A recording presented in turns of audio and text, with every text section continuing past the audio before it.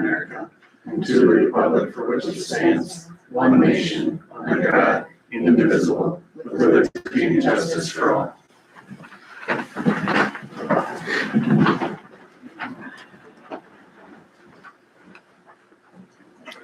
Approve minutes from January 26, 2026, regular city council meeting. I move we approve. I'll second. Any discussion? All in favor, aye. Aye.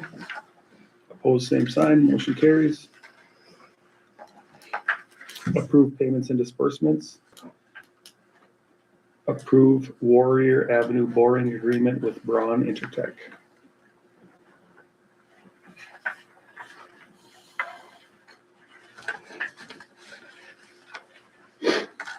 I'll move we approve. I'll second. Any discussion? John, you good? Yep. All in favor, aye. Aye. Opposed, same sign. Motion carries. Public comment? Okay, we're good. Case man, Status quo here. Really don't have anything fresh to update you guys on. what about these things up here? Jake's gonna do those? Jake's gonna take credit? All right, that's cool. You wanna plug your firewood while you got a moment? Oh, sure. So, let's see here, a couple of months ago, Val Green with the DNR was working on a grant for those oak trees out in the Spreadwoods that had some oak wilt. That grant was approved, so she had a forester come in and draft the trees. And so we took all the logs out down to the bottom, and those are being sold. They don't bring in a lot, like $1,300, but still better than nothing. So firewood was cleaned up, good size stuff out to the dump. So basically, I think this Saturday we'll hold it open for anybody that wants to come get some firewood. Otherwise, it just gets burned up like the rest of it does out there. Perfect. Awesome. We have firewood available. Cool. Jake, Casey, good? Yep. All right. Sure. I'm kind of like Casey. A lot of my work is represented here, so I don't have too many updates. But Friday night, I went to the, I don't remember exactly what ACEC stands for right now, but I think it's the American Council of Engineering Consultants, something along those lines. But so our engineer, Donnie Hewitt Associates, submitted the wastewater plant for an award this year at that engineering gala, and we won 2 of them. The first one, that plaque, is a grand award. That just means that it was one of the projects that made it into selection and was nominated as one of the great engineering projects in Minnesota. And then the QBS there, that's a qualification-based selection. That means that ours actually, as far as engineering, what they're looking for, the specifications and kind of the complexity of the project, made it. And it was scored highly by that panel of engineers. So we actually were first runner-up for what's called the Grand Conceptor Award, which I really wanted to take home the Grand Conceptor, but we couldn't get her done this time. Maybe next time. But there was a really nice write-up about the plant that we will kind of have a poster board for it. But basically, the reason that it was selected is because it's the ditch is the first of its kind in Minnesota. It's this double wall design that I could not possibly explain to you what that means, but there's a microorganism in our plant, in our wastewater treatment, in the process there, that treats nitrogen and phosphorus. This plant was only designed to treat nitrogen, so the existence of this bug is pretty new in Minnesota, and what it's doing, much better than it was designed to do. So those are all very good things. So it's great to be recognized a little bit, bring up some hardware, and hopefully never have to build one of these things ever again. Would be ideal. Much to be proud of, though. It's a big deal. We're proud of it, and it took a lot of work to get here, a lot of time. So it is nice to have a little something to show for it at the end of it. Other than that, like I say, most of everything I've got is on the agenda here. I don't really have much upcoming between now and the next council meetings. Just working on finalizing the city has signed our portion of the Deering Estates agreement, so we're waiting on the family to sign theirs, and then we'll cut that check. And then we have quite a few ideas for how we want to get started on that land. And we think that just with the momentum of Warrior, that we could actually get started a little bit sooner than we expected, maybe with making lots available before they're built, so to speak, but giving people a chance to, if you want to build on that, we can show a commitment early and help us pay for it, or we'll consider other methods. So got a lot in the works for this spring and this summer. So don't get tired of this yet. We got a lot of work to do. Good deal. Good, bud? Yep. All right, new business. We're gonna go to D first. We're gonna do police reserves presentation. Nate, you're up, brother. If I stand up. You can do whatever, you can sit, you can stand, whatever you wanna do. You're fine. So most of you know me, I'm Nate Pearson, with the police department. I've been in charge of our reserve program for 12 years, I believe it's going on now. And come to you kind of with a problem, but it's not a bad problem. We have had a hard time over the last several years getting people to volunteer for the reserve program. As you know, law enforcement's had a hard time with recruitment for the last, half a dozen years or so anyway. And then when it's a volunteer position, it's not paid. It's even more difficult, as you can about imagine, because people want to be compensated for their time. But so there for a while, I had some reserves that were really active that decided to move on. They're empty nesters now, so they've left and want to do their own thing. A couple other people, younger people that have gotten jobs in law enforcement and moved on. And up until last September, yeah. So right after the fair last year, I had 4 really great people join. So now I'm up to 6 people. Before I had 2, both of whom were, one of them lives in Rochester, helps out when he can. And then the other one has a work schedule, which kind of makes it difficult for him to do a whole lot. They certainly helped when they could, but now, as of September now, I've added 4 new people to the reserves, which is about where I want to be. I always think 6 to 8 people on the reserves is about ideal. Because that kind of gives me enough people to pull from if I need somebody for a event or something. I usually get enough people to help out. And but with that, I had to outfit them. I had to equip them with new equipment. I use old equipment where I can, but unfortunately it doesn't always fit, and some of the stuff is personalized. Like they have a pole that looks very similar to the one that I'm wearing, but it's light blue. And so it gets personalized with their name on it. So it costs a few $100s, $400 to $500 to outfit each new reserve with everything they need. And so that kind of drained our funds. And we do a fundraising letter every year. The last few years I've done it in kind of in the summer because it was just me doing it. Before that, we usually try to do it around this time of year, so the letters come out in March or so, which I'd like to get back to. But that helps us with National Night Out costs and things like that. We also get donations at National Night Out. So what I'm asking is, if you guys would be interested in helping us out with maybe $2,500 to kind of give us a little cushion. We've got about $750 right now in our account. I've got a couple of checks over there for sign rental for our reader board sign. So we probably have about total about $850 on hand right now. But that's not gonna get us very far when it comes time to start thinking about National Night Out, which generally costs us, the last few years it's been going up a little bit. It's been, I think it was right around $3,500 last year for everything, for the food and, we do the bounce house and all the other supplies and things that come with it. So $2,500 would give us a little bit of a cushion, plus help us out to get our fundraiser letters, buy our envelopes, and get those mailed out. So if you have any questions, I'd be happy to answer them for you, but that's just kind of what I'm here for. We're kind of basically restarting the reserve program again. So When is National Night Out? first Tuesday in August. 5th this year, then? What's that? 5th? Yeah, I think so. That I sounds right. can't read that tiny calendar. Yeah. And what is National Night Out as far as Caledonia is concerned? So National Night Out is something that's been going on since the 70s. It's set up by the National Association of Town Watches. And some communities will do like multiple neighborhood events. But Caledonia does a centralized event.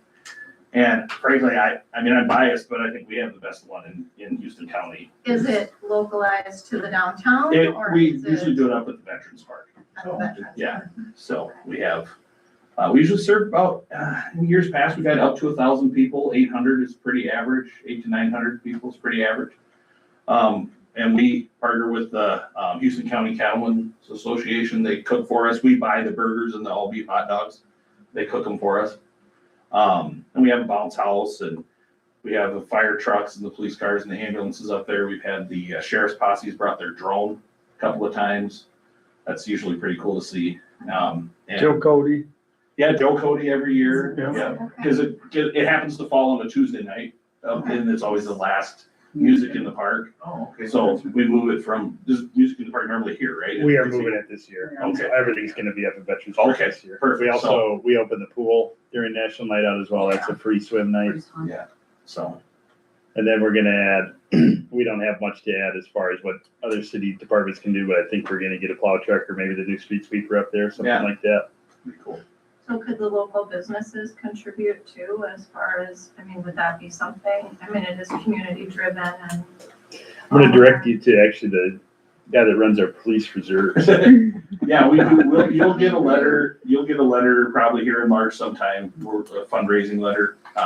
You do send businesses and households. Yes, Yeah. yes, right, yep. And, you know, we try to use local vendors for, you know, all of our expenses and when we can. You know, unfortunately, no one in town sells bikes, but we always do a bike giveaway, so we have to get those at like Walmart. We get some other supplies at Walmart or Sam's Club, but like for the cookies, we split it between the farmhouse and the bakery, and we get our burgers and other supplies from Quillen's and Quick Trip. You know, we get buns and water from them, so. Are they donating this stuff at this point? Quick Trip will donate a portion usually, but we typically pay for the rest, so. But you have additional costs too, so as far as, I mean, I know it doesn't directly, it isn't a downtown area, you know, business driven, Right. but it is still advantageous for Yeah. us as a community and to represent. Oh, absolutely, yeah, we would take any, you know. We're just trying to think of ways that we could. And I'm definitely open to any ideas and suggestions to get anybody involved that wants to be involved. In years past, we've done a dunk tank. We haven't done that for a while because the rental place that had them is no longer around, and I haven't found a good source for one. But we do a bounce house for the But you need kids. money upfront to support Yeah, this, not yeah. just to, I mean, in addition to Right. raising whatever money you do that day Yes, up. that's why we send out the fundraiser letters. You Okay. try to do them early.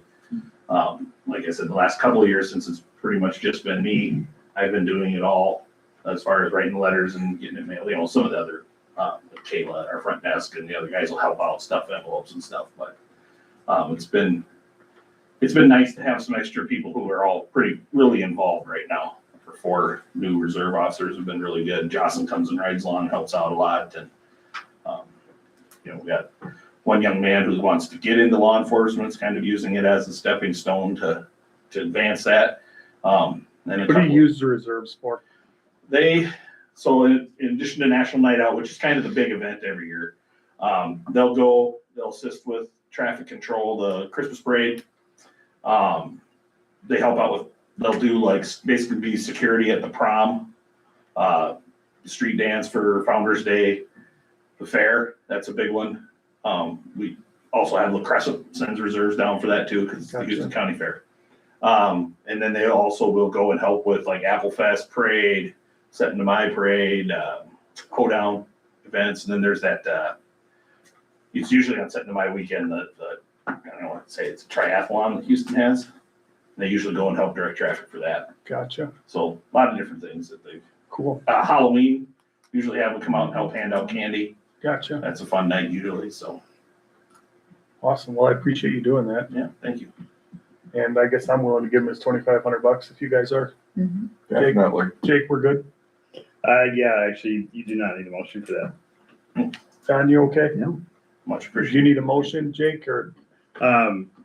That's within my authority, so I'll just take it from here with consensus. I can. Perfect. Appreciate you coming in. Thank you. Thank you very much for doing what you're doing. And we're trying to say, you know, like last, like with Pretty Quick being gone now, we used to get our envelopes and stuff from him, so I don't know. You know, he was probably a little bit more expensive than if we were to order them off of Amazon or something, but we tried to keep it local. Yes. So we'll save a little bit, I think, maybe there if we have to do that route. But unless somebody knows anybody else that's local that does bulk envelopes, I'm happy to hear. any information on I that. can, I can help you. I can You can? connect with somebody, yeah. Okay. Well, let me know. Yeah. I'd love to hear it, so. 'Cause like, we try to keep it local whenever we can. We're willing to spend a few extra dollars to help out the Yeah. community, so. Mhm. All right.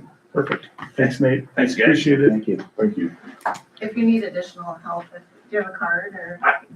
Okay. Not on me. I'd But, I'd love to stay connected. sure, Down thinking to this. Yeah. Yeah. Love to talk. Sure. will do. Thank you. All right, A is power cost service study. All right. The floor just is yours, because ma'am. You can see me, I'll sit over here. My name is Christy, I'm with Star Energy Services. In 2019, the city had what's called a cost of service done for electric rates. At that time, it was Star Energy Services, but it was Tom Megan. He has since retired, and so I did your cost of service this time. What a cost of service is, at least when it relates to electric rates, is it basically make sure your rate design for different consumers of the city, that costs are aligned, so there isn't one rate that's being subsidized by another. It also then comes up with proposal of rates due to changes that have been going on. Obviously, the costs go up, especially since 2019. The biggest driver though is your wholesale provider, My Energy, has seen a significant rate increase in a different rate design from Darlin Power, who's the one who actually produces the power, flows through My Energy, who sells to you. This year, there will be a new rate component dealing with different seasonal demands. That and along with some other things will have an impact to your guys' wholesale rate. And so your staff here asked me to do a rate study. We started it at the end of last year and I'm presenting it this year. And that's why you'll see a lot of numbers that refer to 2025. That's because that was the numbers we had when we started. However, what I'll propose to you today on these three different options, they are designed with the intent that you'd be able to leave the rates steady for multiple years. So we're not looking at coming back next year or the year after that and saying there's another big increase.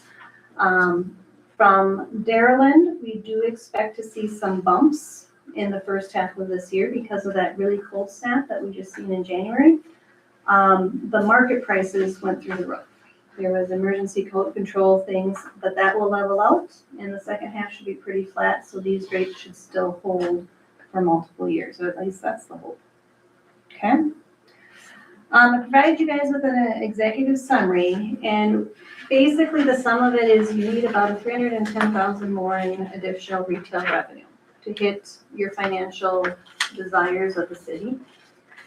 I'm going to kind of walk through the three different options, and the three different options really are focusing on the general residential rate and then a little bit with the single phase commercial rate.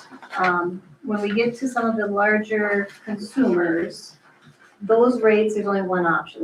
We can slice the pie however you want, but keeping with your same rate design, like when it comes to security lights and street lights, we're not going to come up with a brand new rate. We're just going to say this is what the increase is. Okay, and we'll get to that towards the end.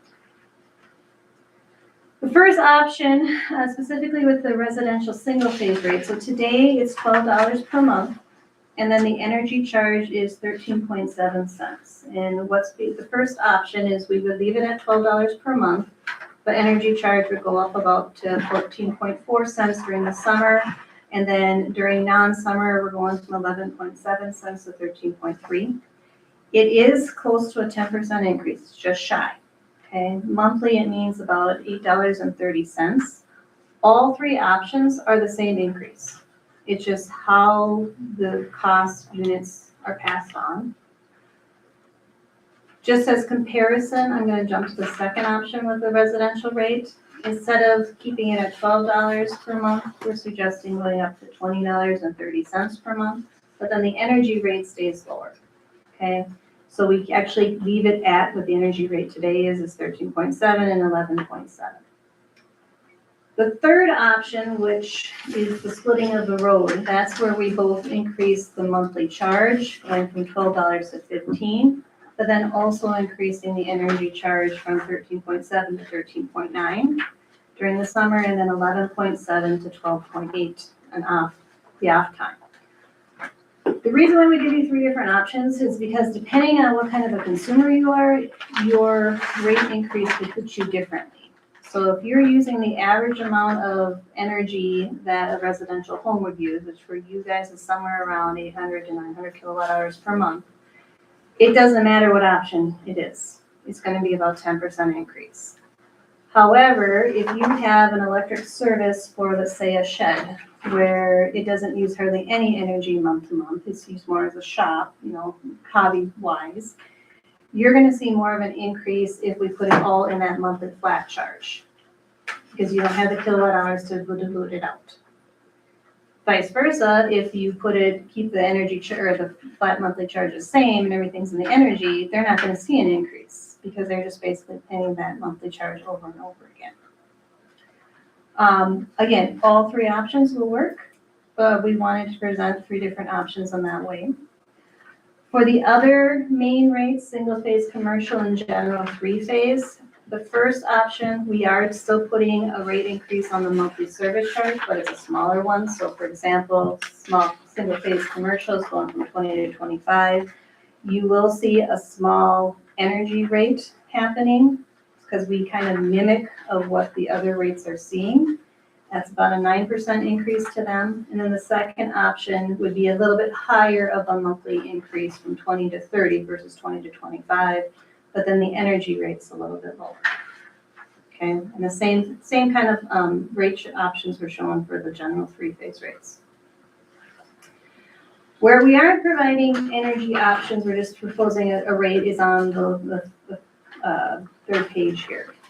And this is for like your large power rates. This is for more of the industrial or larger commercial accounts that you serve here in the city. These rates are more complicated because they're not just passing on a monthly flat charge and an energy charge, but they're also passing on what's called demand. And that's similar to what my energy charges the city.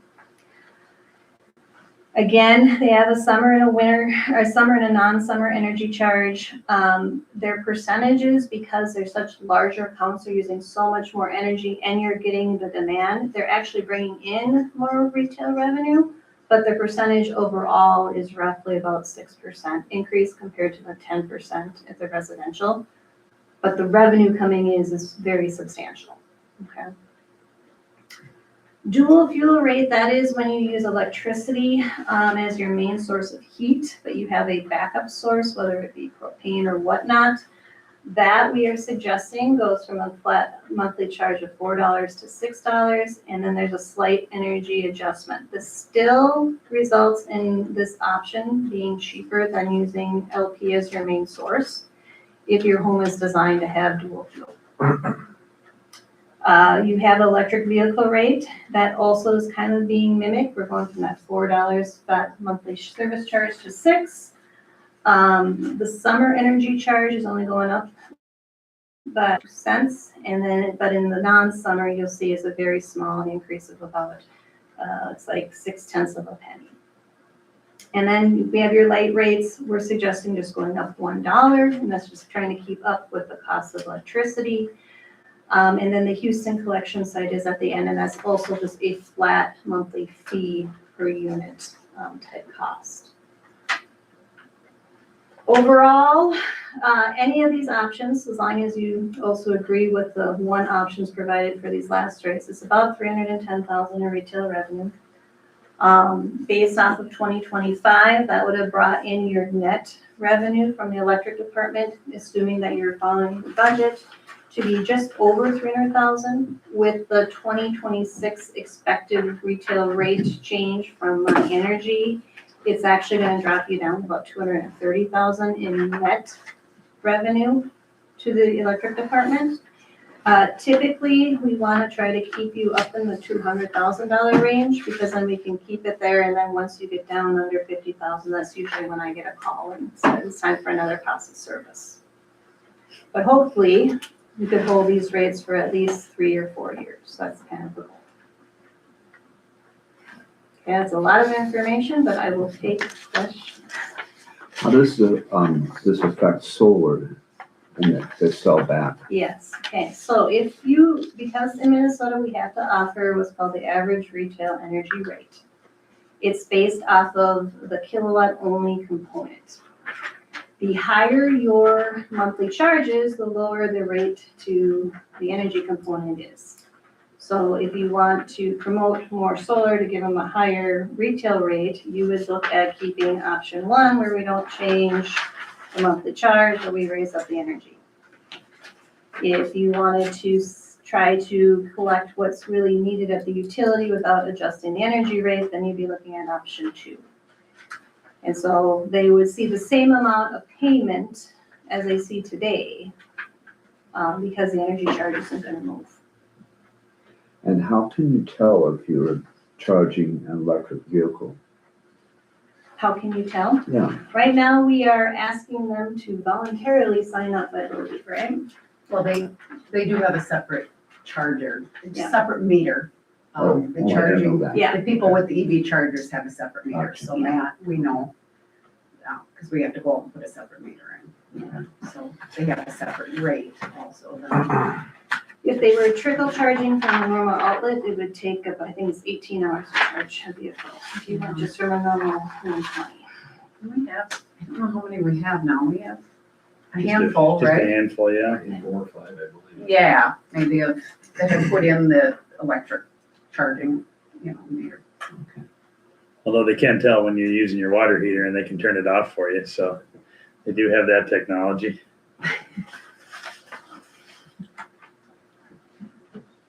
Steph, you got any input on this? I'm really torn, because I know the base is a set amount. By doing some base, I feel like at least we know, because all of a sudden you raise the rates and everybody does seem to go in a real efficient energy mode for a few months. But like anything, it kind of wears off and you get back to your normal routine, but you adjust to it also. So I guess I'm a little torn on not to raise the base. Because we've been at $12 for quite a while, Quite a while. a base. What Right. did we do previously? The last go around, I believe it was a split. It was both energy and in the base. Is what we did previously. How long ago was that? 2019. Well, actually, we left residential at 12. You did? Okay. We've been, in 14, we were at $10. And then in 20 is when we went to 12. No, we went to 12 in 20. Otherwise, we were at 10 for 2011 to 2019. We hadn't raised the base for a lot of years. So in your cost of service, one of the things we do find out is, because it's called decoupling components. The base charge is here in case you don't use any kilowatt hours. What does it take to keep the electric department running? And really, you should be at $25 if we were worried about that. But then there's rate design, and rate design says what is your consumers actually used to compared to what can we actually offer for a feasible rate so there's no rate shock. So if technically you could go up to $25 and still be within the study, but that's not being recommended. That's a pretty big jump. What do other communities or cities do? Is there a more popular? We're starting to see more emphasis on that base charge. The reason more so being is it takes away uncertainty on what kind of retail energy is coming in. We've seen a lot of weird seasons where it's either super hot or it's very mild. Very mild in the electric world is horrible because that means there's no sales. To the consumer it's great, right? But if you're trying to create a budget and run it off the budget, it gets really, especially third quarter, if you didn't have that hot summer, numbers get really tight. Someone had hot summers and. Last year was not actually considering the sales weren't there. Of what we thought we'd That's have. shocking. I know, isn't it? It seems just horrible. Yeah, Okay. part of it is we are starting to see air conditioning become very efficient. So before where we would used to see that as being this huge load that came on, now as people are changing them out, putting in more, So we might have still had an extreme summer, but the our usage is not there. units are becoming, okay. So what I see when this is my fourth one actually now doing for my energy this last year. And usually what we're seeing is the split, a little bit in the service charge, a little bit in the energy, but everybody is different. Thank you. Jake, what do you think? To me, it breaks down to really just what message you want to send if you're plugs, because if you want to cover what we need, for sure, be certain of it, you just go with the base increase, and that way, if you're just from our side of things, you want to raise the revenue by the 310,000 that we need. Whereas going into the energy usage, you're giving people an opportunity to not feel the increase. I think it will be made up no matter what. So I think a lot of it is just kind of that messaging. And then the split is great for doing a little bit of both, but this is one where we know that we need an increase, and so having the freedom to even choose is great. Kind of not something that I really expected when we went out for looking for a rate study. I figured, all right, tell us how much we need, and this is what we'll raise it. So actually having the freedom to choose is pretty impressive, but that's really the way I see it. Is the base rate increase is a guaranteed revenue increaser, but it's an increase across town, whereas the usage rate is people's bills are going to go up, but it's still in their control a little bit. Case, you got an opinion? Covered it. You guys have to decide today. We're going to, I think. We I'm got- prepared to well, the decide. 12 to 30, I mean, that's $7.60 a month. It just seems like a lot. I feel like, but Well, that's the other thing is that with the base rate one, you know exactly how much they're going up, whereas the usage, true, right. somebody might have a massive bill and it's not the fault of the rate increase, it's the fault of more usage, all that. But there's been no increase for 6 years. Right. Right, and then previous to that, there was, and that was only a $2 increase since 2011. Yeah, we had done a study in 14 and 19, 20. I think the rates went in effect in 20. Yeah, we didn't implement We're on that. kind of the 6-year thing, so I feel like, but then it's hard because I feel like you're making it a little bit bigger, but we're not gonna change it for a while, I don't. But then the Can- responsibility is on the person, whether they're, going to. Can you quickly summarize the three options again for me? Sure, first option would be energy only increase. So by 9% increase the residential rate. For single phase commercial and 3-phase general, it's only a $5 jump, but the energy also still goes up. Option 2 would be putting it all into the service charge, and so that would be going from $12 to $20.30 per month for residential. It would be a bigger jump for the single phase commercial and 3-phase commercial by about $10. 3-phase actually goes up a little bit more than that.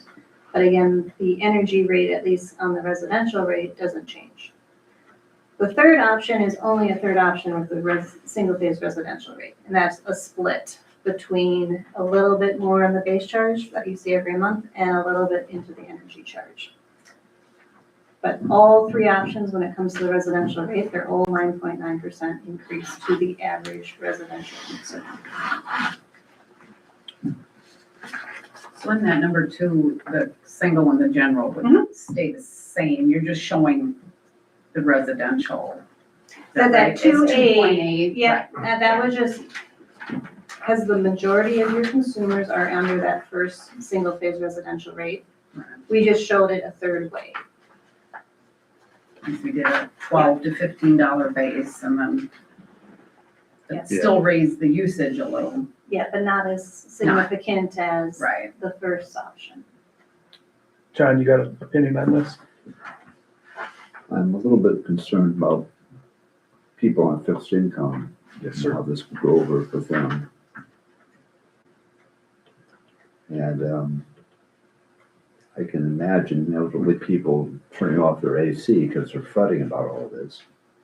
But I don't know what else to do. And for that reason, I'd say that option 2, that just the service charge increase is the easiest one to communicate because you know the impact of that one, you know the annual impact of it right away. Dave? I like to split myself. That way you're in control, Yes, sir. Amanda? Yeah, I guess I'm leaning toward 2A, The split? the split. Yeah, that's kind of where I'm at too. I just think that's the most fair. Yep. We're not making everybody pay it, but if, you have control of it still. John, what do you think of that? That'd be fine, I think. And I think the service charge does need to go up. I mean, if we keep it at 12 and then 6 years down the road, it's still at 12, how do you? We're gonna go to how do you- 22. Right. Yes, yes, Yeah, Yeah. you're gonna, yeah. yes, Because we need to stay healthy. yes. I That's mean, right. 15 is not a bad base rate. Are we like You're technically still lower for probably this lower region. than most? Yeah. Should Yeah. cover that. Need a motion? Yes, I'll make a motion to go with the split option. I also need. 2A. Two, I'll second the that other two rates. for 2A. Any Yeah, discussion? John, Amanda, It's fine. all in favor? Aye. Aye. Aye. Opposed, same sign. Motion carries. okay, so that covers the residential. Now we Okay. gotta Now do we gotta option do- 2 for the single phase or the general phase, or are you just saying the back stuff? The last one, the last page, those are standalone, there's no options for those ones, but for for the single phase and pre-phase, that's right. Yeah. So then it's back to, So now we have to make a motion for option 2 for those particular rates. Or you're saying you could do Option one? 2A, Amanda? It would be 2A better to only do changes two. this one, so Like now the we have to $10 adopt this rate, single phase. these Yes. rates here. Okay. So- 23 for it. So essentially, it's gonna look like this for these, and this, we did this one, now we got that, now we gotta vote Yeah. on these two. that was the residential one. The next Gotcha. part, now we gotta decide on the commercial. All right, can you make a motion for this? I may move to adopt the option 2 proposed rates for single-phase commercial and general 3-phase rates. I'll second that. John, are you good? Yeah. All in favor? Aye. Aye. Opposed, same sign. Motion carries. Thank you. Thank you for all your work. We appreciate that. Very, very simple for us. Sorry, but can you add when you wanted to make this effective? Oh, yeah, Mhm. That was a big piece of it. when, Oh, let's see. Well, you know what? She's billing next week, but that's really throwing it onto her. Plus, I'd like to maybe put it on the next bills, giving people a little yeah, forewarning. that's when we pushed the newsletter so we could include this too, So, in like this, so. April 1st or May 1st, or what are we doing, Steph? Looks like we've done May for. She'll pretty do the March consistently. 1st bills next week. Yeah, I would say not the March 1st, just doesn't give us enough time. May 1st? So April or May, whichever. Do you think you can get your newsletters out for Yeah, the April bills? yeah, oh, yeah, for sure. I mean, it's only the beginning of February, and if you guys talk about it in the paper and, you know, Yeah, what we'll do is we'll put it on a note also on the March 1st bill at the bottom. And we could put an insert in there if we want. Yep. With the changes. We have done that before. Jess is already stuffing one sheet of paper, she can stuff. So you're telling me April 1st is fine then? That should work, yeah. I'm fine with that if you guys are. Mhm. April 1st, And straight. the second quarter First. start. that works. Always like to give a little. Perfect.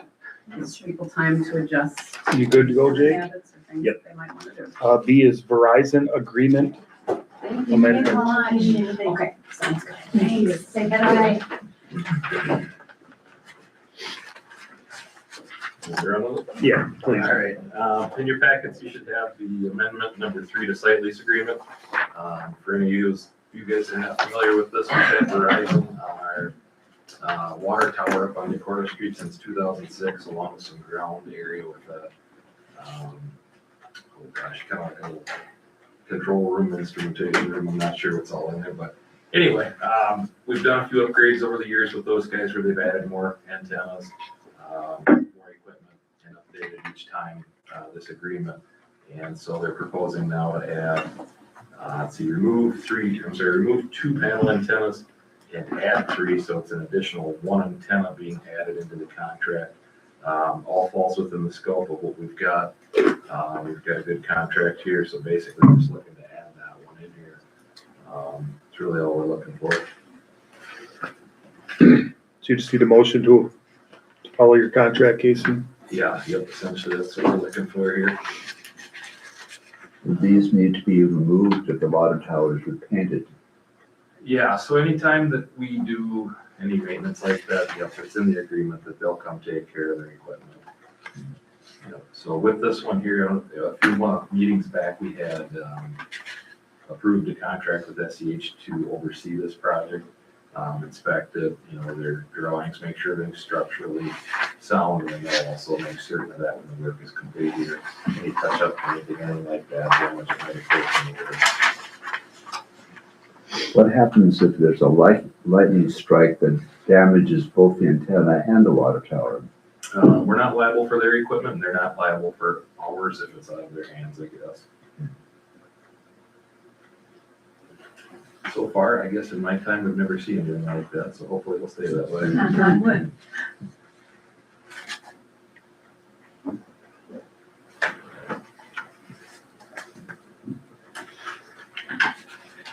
And when would this happen? They would like to get up there as soon as possible. They were told within the first quarter of the year, so I would say weather permitting fairly soon, probably 6 weeks.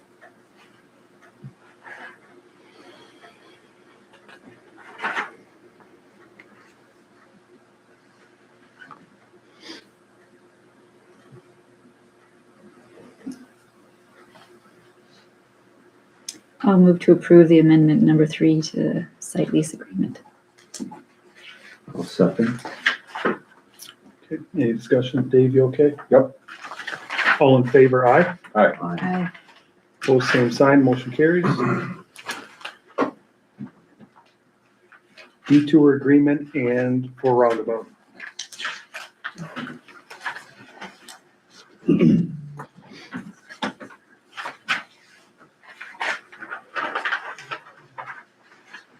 Okay, I guess this has been a long time coming as well. So with the roundabout, this is an agreement for the city to receive $400,000 to put towards that Warrior Avenue extension from the high school up to 76. Based on, the $400,000 is based on what it would cost to put in the bare minimum bypass road, if that's all that was gonna be. So then they also have a small figure in there of $1,900. Yeah, 1901.98. Is basically what they figure will be the use taken out of the road. And I believe, Jake, isn't there another one coming for the use of Esch and Yeah. the remainder of Warrior? So we will see a little more. I think that 1,900 must look similar to the next one. I think the other one's 1,700 Or or 1,700. Yeah. So that's what that's all about here. Basically, they've got all their recitals and the agreement facts in there, if you've had a chance to read over them. Essentially, we need to get that road built this year. Likely, paving may not happen until next year, just because it's kind of getting a late start as far as getting construction drawings going and bids put out and stuff like that. But every year is a little different, so either way, we intend to hit the ground running hard.